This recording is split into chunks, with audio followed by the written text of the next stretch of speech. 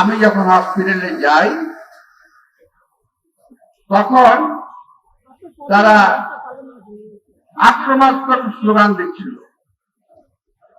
আমি ভাই ঢাকার ছেলে, আমি ঢাকার রাজপথে মিছিল করে বার হয়েছি,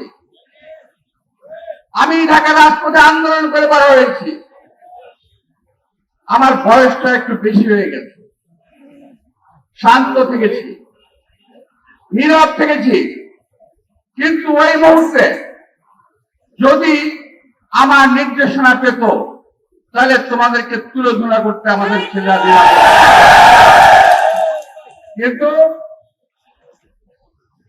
ওরা ছিল কয়েকজন। কিন্তু সবচেয়ে ইন্টারেস্টিং বিষয় হলো 150 থেকে 200 ছেলে, এরা কেউ হাদির সমর্থক নয়, এরা বিশেষ একটি রাজনৈতিক দলের অঙ্গ সংগঠনের কর্মীরা ছিল।